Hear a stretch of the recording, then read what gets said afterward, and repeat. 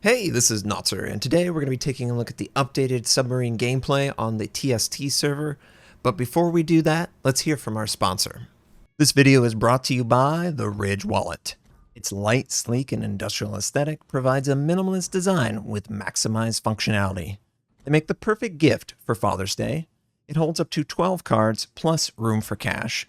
There's over 30 colors and styles to choose from, including forged carbon fiber and topographic, just to name a few. If that wasn't enough to win you over, check out the over 40,000 5-star reviews. Each wallet comes with a lifetime warranty. The Ridge team is so confident that you'll like it. They'll let you test drive it for 45 days. You can send it back for a full refund if you don't absolutely love it. They've completely redone the design since the original Kickstarter, with 4 new materials, dozens of new colors, and a much nicer logo. Get 15% off today with free worldwide shipping and returns by going to ridge.com/Notser. That's ridge.com/Notser and use code DAD15. Link is in the video description. All right, so let's check out this Submarine Commander skill tree. As you can see, a lot of new skills, so bear with me. I'm going to run through them just so you guys understand. We have Sonar 1. It's a conditional activation. When you are detected, your sonar reload time is improved by 10%. I don't really want to be detected. That's not really something I'm looking forward to, and I don't really like conditional activation. Liquidator, 30% chance, improve flood chance. That's not too bad considering your main armament is torpedoes. Consumable 1, reload time on consumables, improved by 5%. Priority target, just as other skills on other ships. Incoming fire alert, just as other skills on other ships. They're mirror images of those. I chose Liquidator. Do not look at this as any recommendation for commander skill. This was literally the first time I ever saw these skills, so I was running through them. I have a better build now. And yeah, look at all the new icons. Sonar 2. Sonar 2 is a conditional activation. When you are fully depleted of dive capacity, your ping velocity is improved by 30%. Now that is a big downside in order to have the activation. Dive capacity basically allows you to run away and hide, as if it's your own smoke area. Underwater is no longer an area where you're going to attack frequently. It's mostly on the surface now. Torpedo tube, I missed it, but it's a conditional activation too. Battery 1, this is cool. It extends the amount of dive capacity by 10%, but it's going to make your dive capacity reduce at a faster rate if you're detected. So you got to be careful of that. Last stand, of course, similar to other skills. Sonar 3, this is a cool skill. Extends the duration of a double ping by 20%. It reduces the duration of a single ping by 10%. The double ping is how you do a significant amount of damage as a submarine. I really recommend that level 3 skill. It really helps a lot. Torpedo 3, speed of standard torpedoes is improved. Torpedo reload is reduced. The action time of your consumables improved by 7.5%. Reconnaissance, there is a detection marker when you are in range of hydroacoustic or radar at maximum depth. Now, I tried it out. I never got to see it indicate, and I honestly don't want to play too much at maximum depth because of dive capacity. It takes away from your ability to use that later on if you go all the way down to the bottom. They took away a lot of the direct controls, and I will showcase that. Superintendent, just as other skills. There's no real difference there. I don't know why I'm closing things. Considering whether I want to take reconnaissance or not, we definitely will end up trying it out, but I wouldn't recommend it. Sonar 4 Hydro, conditional activation. Increases the ping effect time on the sector if it was during your hydrophone, which is one of the new consumables available. Hydrophone is basically how you detect ships while underwater, and it has limited use amount of charges. So you don't want something like this because you can only use this like 3 or 4 times in an entire battle, because that's the amount of charges of hydrophone you get. So for me, that's not really that valuable. Torpedo 5 is way more valuable. Torpedo 5 improves the amount of damage that your torpedoes will do by 15% on a double ping target, which is nice. Definitely, this is the way to do damage as a submarine. They have changed it completely from the previous tests. The previous tests, you would operate 50-50 on the surface, underwater. You are now on the surface a significant amount of time. Now, Adrenaline Rush is nearly identical, although it has some sonar effects as well. Battery 2, conditional activation. Your dive capacity is depleted more slowly when under 25%. Well, that's nice, but I don't want to get to 25% that frequently. And then another conditional activatable. When you are dive capacity at or below 25%, you move 25% faster underwater. There's way too many conditional activatables in the submarine tree. And if you want to go that route, wargaming, I think one of the good things that you can choose to do, and here's the hydrophone skill, you can decide to give a percentage of that as a passive just up front, 10, 20, 30%. So when you're taking the skill, it's not completely useless until the last half of the game. There's just way too many commander skills that are in-game for the submarine. I would really like them to address that, and let's showcase some gameplay. So this is the Tier 6 American submarine, Cachalot. This is one of 2 Tier 6s that we can test right now. The U-69, the German submarine, is available as well. You just have to do some combat missions on the World of Warships TST server. This is different from the public test server, and in fact, I got a question on stream, how do you actually do this? It's very simple. You open up the game center, and you want to go into your game settings. It will not be grayed out if the game is not open, but when the game is closed, go into game settings and it will ask you, do you want to install an additional instance of World of Warships? You do, and then you want to select the TST variant. That'll allow you to participate in the sub-testing, and it does have set windows of testing, so it's not 24 hours. You will have to be available during a set window, but if you are, you get a chance to check out the Tier 6, and then eventually the Tier 10s. So, Cachalot is the Tier 6. For my money, the changes that they've made, the American submarine is superior. It's consumable, the unique consumable to go along with hydrophone.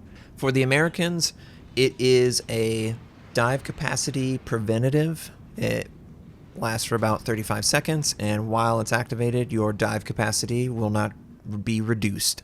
So you can obviously envision some plays where you dip below the surface and then you come back up and you haven't reduced your dive capacity, so you have it for late game.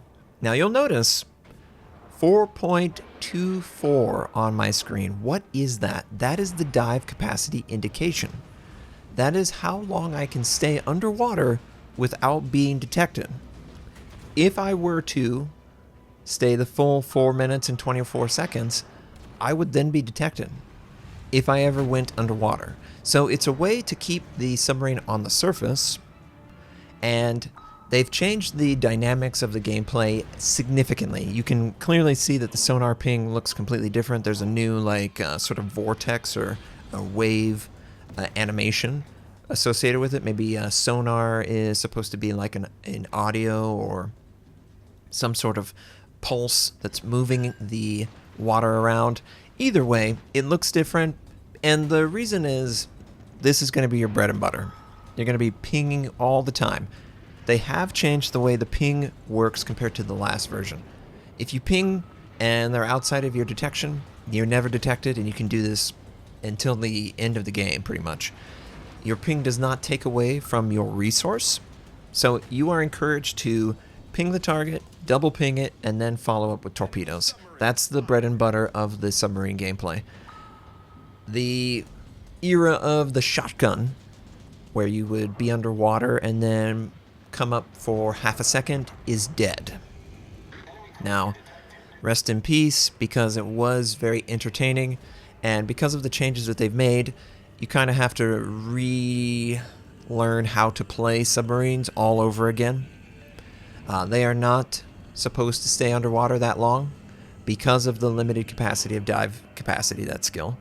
That resource is very, very limited, so you have to be careful. The enemy submarine, he's actually at periscope depth, and he is being detected because periscope depth doesn't protect you from detection. Obviously, the bots are bots. They suck at the game. Who cares? They can't hit anything. But the sonar ping again, follow up with torpedoes, and then if you need to, out of desperation, you will dip below the surface and then reposition. So they are trying to make sure that the submarine has its unique gameplay of the homing torpedoes. I'm not quite sure if they clarified or there was some miscommunication, but I was under the impression that the critical strike effect would no longer be in the game, but it is very clearly still in the game. And oh yeah, we landed our second ping on the target. Now, you want to see something pretty cool. Once you get the second ping, you can move the ping around any portion of the ship and it will refresh that second ping.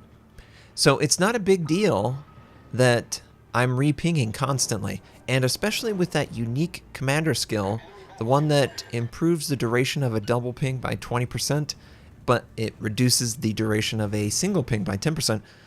If you get a double ping, it will remain a double ping as long as you refresh it. So there is a nice benefit to that, and honestly, reducing a single ping's duration by, 3 to 6 seconds, that's not a big deal when the prize should be the double ping.